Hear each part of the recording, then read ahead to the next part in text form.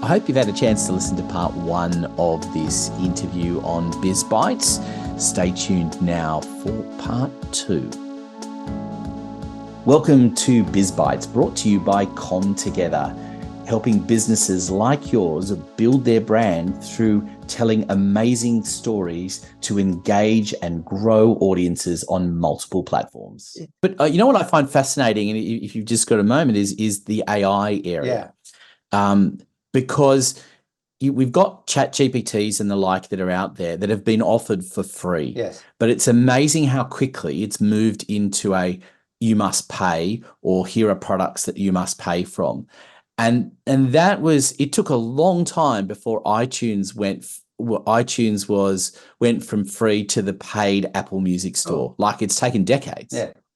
And I think that's getting lost as well, that idea of that jump for cash is probably sacrificing the potential of a lot of companies, you know, if you're using that same analogy. Yeah, well, it means that you can have the market cut out from underneath you just as fast as you built it, right? So I'm not really clear about the stats, but I heard somewhere, I think 1,100 new AI apps coming onto the market daily now worldwide.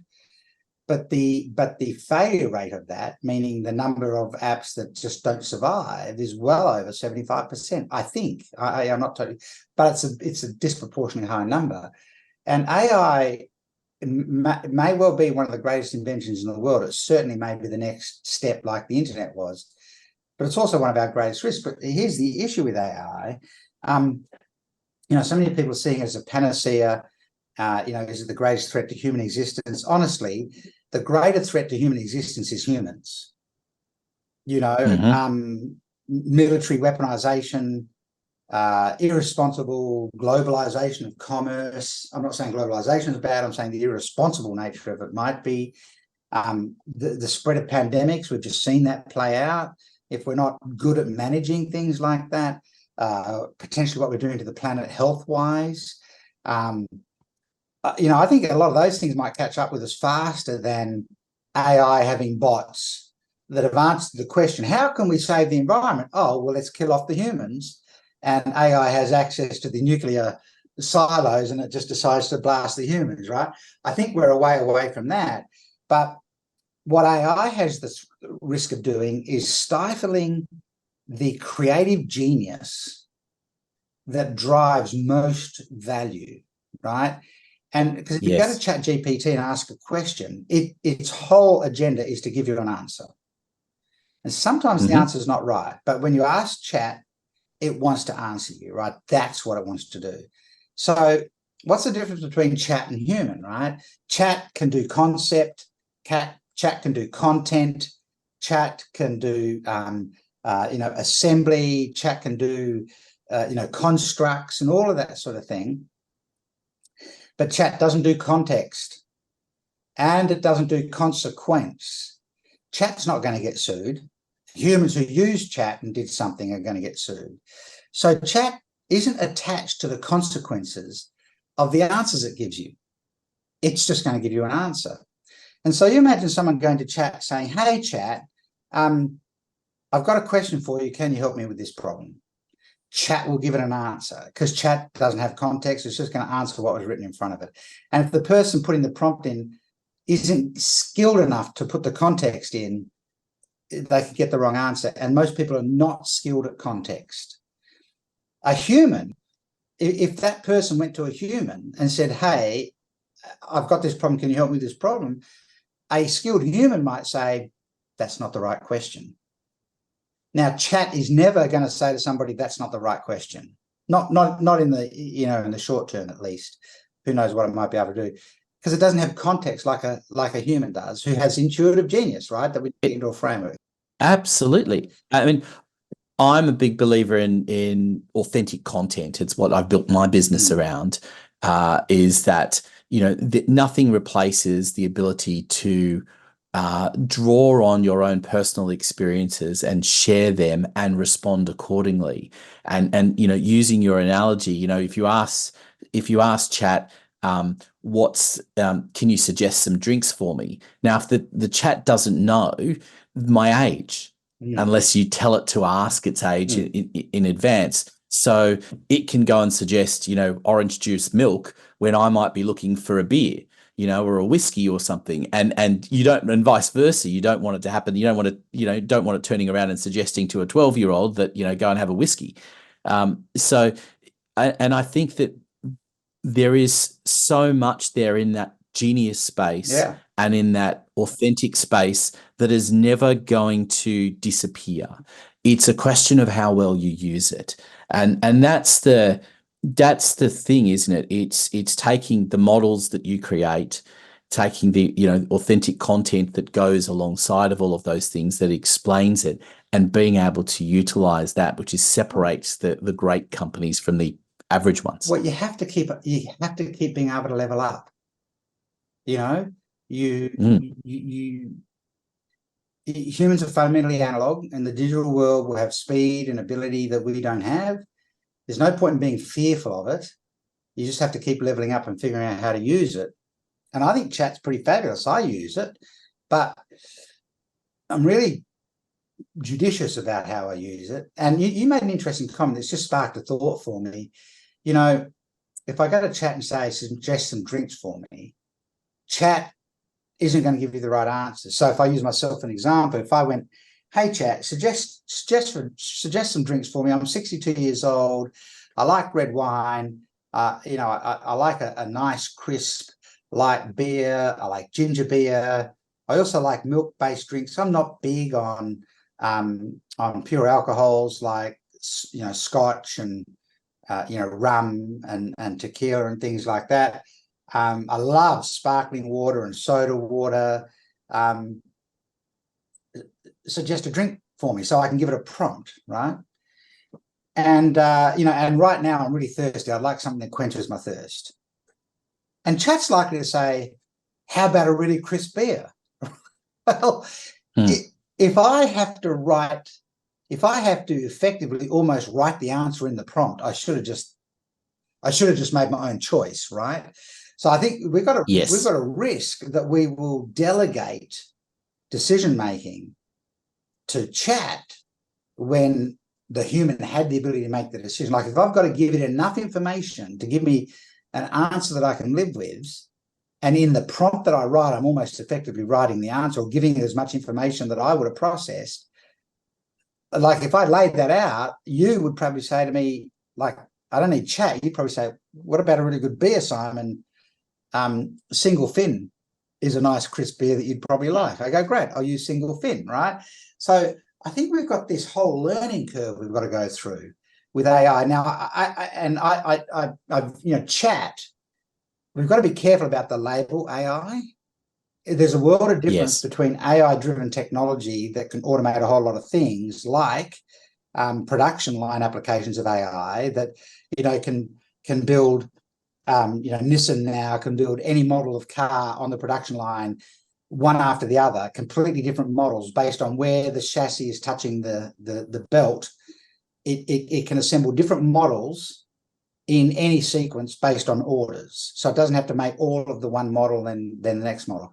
That's an entirely different use of AI compared to something like Chat GPT. So we've even got to be careful about the term AI because it's a very broad application. But if we think about something like chat, I think we've got to be, we've really got to acknowledge we're in the learning phase, and we've got to make sure that we don't just go to chat and lose the ability for discernment and judgment and decision making and creative and lateral thinking, and because it's easy for that to happen. What happened to people's abilities with the times tables once everyone had a calculator on their phone? Yes. It's really, I think this space is one of the dangers that I've seen is that what's happened is people are creating new jobs in their companies. So they've gone from whatever the job was to now creating a job that's running the chat, the chat bot. And the problem is those people that are running the chat are doing it to be general. And so they're not got any specificity. and they're also now removing themselves from day-to-day human contact in that sense of that Yeah. role. So now you've got this people trying to be general away from what the reality is. There's a real danger that the job that's been created to make this thing work and manage it on a day-to-day basis is actually removing you from where you need to be. It's a false sense of saving. And I think there's a lot of that. I mean, you and I have interacted on LinkedIn. Mm. And one of the interesting things about that is, and LinkedIn is moving further into this space, is encouraging people more and more to use chat, chat AIs to answer the comments. And I've tested it. I've done I'm going to put up an article that's been written by a chat. I've even done a mock interview with a chat where I recorded one video where I put myself in between asking the questions, but pre-programmed questions that I'd had this, visual artificial intelligence answering. And what was interesting was that the comments. First of all, comments don't read videos, so if you're putting up a video, they're not Yeah. taking that into consideration. And you've got an article that's written by an AI with comments by an AI. What purpose does that serve anybody? Yeah. It doesn't serve any Yeah, purpose, that's and the I point. think that's it's kind of feeding into that whole idea of popularity for popularity's Yeah. sake, and it's not even real. So I think there's a it all goes back to where we started the conversation is you have to unlock the genius and you have to Of tap into course. that and you have to make that relatable to people, because if you don't, what's the point? So, you think about LinkedIn. I'm very protective of my voice on LinkedIn. People know that thinking is not generated by AI. People know the comments in LinkedIn. People know that I'm writing my emails that I send to my own list twice a week. In fact, people answer the emails and they go, does Simon write these emails? Because it really sounds like Simon. The answer is yes, I write the emails, right? Because the market, if someone's investing the time to look at ideas I share, then they deserve to be able to know that it was me that shared the ideas. And when we respond on LinkedIn, I want I want the responses to. I place a lot of attention on. I want to pluck out one thing that's going to shift the paradigm in response to the comment that was made, and then my response to it. I don't just want to add content. I either want to challenge the comment or validate it based on this tiny little paradigm shift, which is often I'm looking for a throwaway quote that people are going to quote from that point on. Do you know what I mean? It's like, when you draw people in. You can't help confuse people with more complexity. I'm looking for something that people are going to go, oh, jeepers, that one thing, right? Chat's not an AI response generator is not going to create that. It just can't. No. And I was in a very small group call with Seth Godin, and someone asked him about AI, and he said, AI like ChatGPT commoditizes mediocrity. In other words, if you're a copywriter and you're predominantly relying on chat now, you've just become a mediocre copywriter. If you're if you're a consultant and you're predominantly relying on chat, you just become a mediocre consultant. If you're a contracts attorney and you predominantly use chat to write all your contracts, you become a mediocre contracts attorney, unless you add contextual insight and wisdom on top of what chat's done for you. So I love that idea that you raised about if the post was generated by chat and the comments being made on it were done by chat, what service is it to humanity, right? And the answer is absolutely none, other than ego, based on popularity of the post, which I suppose has marketing value, unless of course everyone recognizes that it's just an exchange between AI bots. So yeah. But having said all of that, this sounds like a beat up on AI. Far from it. I think it's a fabulous tool. We have to be clever about what we do with it, and we can't afford to lose the human dimension to it. That is where the real value is going to add. We have to keep leveling up. We've got to keep we've got to keep pushing for the next level. And not everyone wants to push for the next level of their own. If I was having a conversation with somebody who said, I help CEOs of large companies, particularly tech companies, to evolve personally, because if you want the company to double in value, you have to double in growth, personal growth as the CEO. And that's super interesting. So does that mean as their coach, you have to double in your own personal growth in order for you to be able to help them double in their personal growth, to help the company? And he went, oh, wow, that's a kind of a wild thought. I hadn't thought, well, yeah, I mean, if that's what you're selling, that's the game, right? AI is not going to give that to you. It's kind of interesting. So, well, I mean, I've found it, for example, in helping people put together a podcast series, and we're looking for topics for them to discuss. So in terms of doing that and saying, okay, what are some popular topics that people are asking questions about?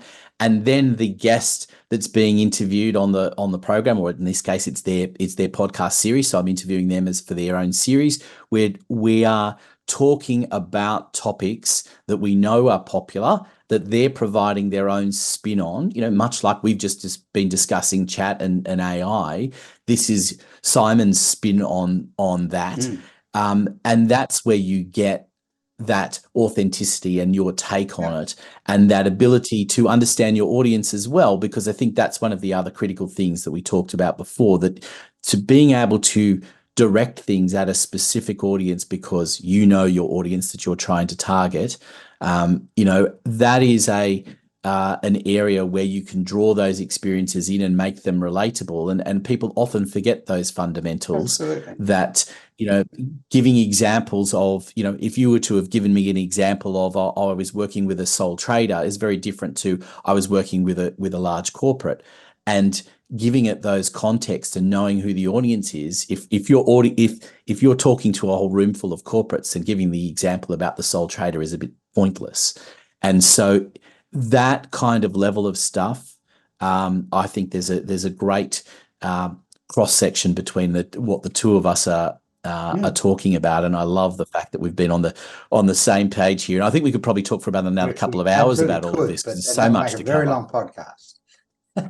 It would make a super long podcast. So just before we wrap up, let me ask you, there's a question that I try and ask most of my guests, and I'd love to hear your response to it. What is the aha moment that clients have when working with you that you wish people knew in advance that they were going to have? There's a moment that occurs every single time when the first iteration of their genius model pops out, and all of the intuitive genius that they've had for 25 years or 30 years or whatever has just appeared in front of them on a page in a model that they could talk through in 7 minutes or less.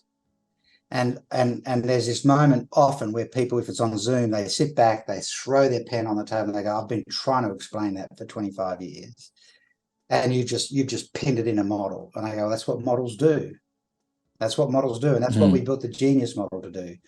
That, to me, is the moment that you can't really express to people through marketing and things like that. This moment where people see the coalescence of their life's work actually come together in this single framework that is so simple everyone will get it and understand the power of it. It's that moment where they lean back, they throw their pen on the table in exasperation. How come I couldn't build that model? It's partly because I'm not them. I'm outside of them, looking in, and I can see it differently. And we use models. The models do the heavy lifting that require a level of thinking that language only and facilitation through words only will never get you to. So it's that moment where people see the entire value of their life work come into a single model. Yeah.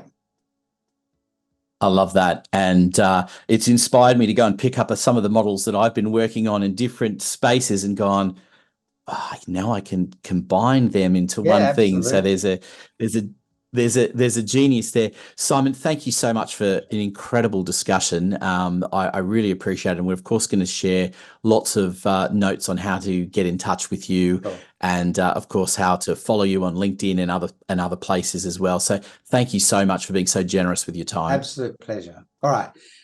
Thanks very much. And, I've thoroughly enjoyed the conversation about AI. It's something we're always talking about. So it was great to actually get your perspective. You've given me some more thoughts about that too, Anthony. So thank you so much as well. BizBytes is brought to you by ComTogether for all your marketing needs so you can build your brand, engage audiences on multiple platforms. Go to comtogether.com.au, follow the links to book an appointment for a free consultation.